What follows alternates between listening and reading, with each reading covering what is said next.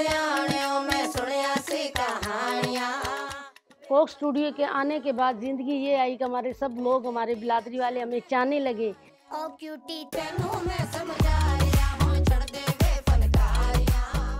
Coke studio के बाद मुझे बहुत अच्छा लगा भी वो कराची, उसके बाद वो ज़्यादा रक्षा मुझे प्यारा लगा। बेबी रक्षा में करा लिया मैं तेरे बल्ले यारियां वे मर जाने। हम इधर फ्रूट पे गाते थे, उधर बाहर से लोग आते थे, गोरे आते थे और वो हमारे को सुनते थे गढ़वी से। वो हमें सुनते थे तो बहुत खुश होते थे, वो खुश होते थे तो हमारा भी दिल खुश होता था। जब हमने वो उसने हमारी वीडियो भर के व्हाट्सएप पे चला दी थी।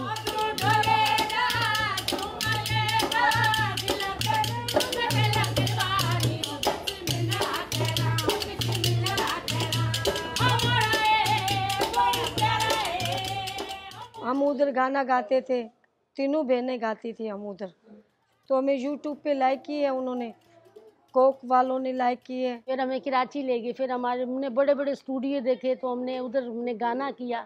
हमारा बहुत दिल खुश है कि हमारा भी इस दुनिया में नाम रोशन हो जाएगा। मेरी बेटी सबा हसन मेरे साथ गई थी बच्चा उठाने के लिए, ये गा रही थी, बच्चे को लोरियाँ दे रही थी। तो उसने बोला भी आपने भी 2 बोल कह दी, तो मैंने आगे आई, मुझे शर्म आने लगी तो मैंने आगे जाके 2 बोल कहने लगी तो मेरा दिल घबराने लगा, कान में शोर और वो हो रहा, कभी सुना ही नहीं।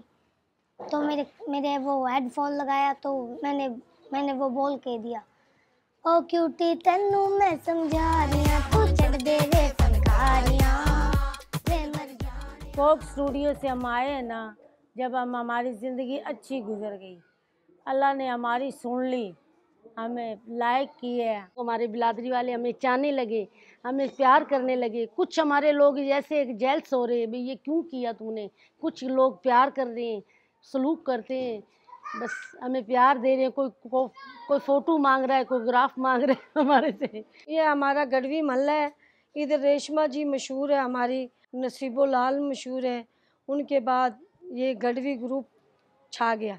हर चैलेंज वाले बंदे हमारे पास आ रहे हैं। आगे मैं और गाना चाहती हूँ, मेहंदी हसन, उसके बाद रेशमा जी, वैसे मैं भी बनना चाहती हूँ, पाकिस्तान का नाम मशहूर करना चाहती हूँ। कुर्ता लिया मैं लुधियाने में सुनिया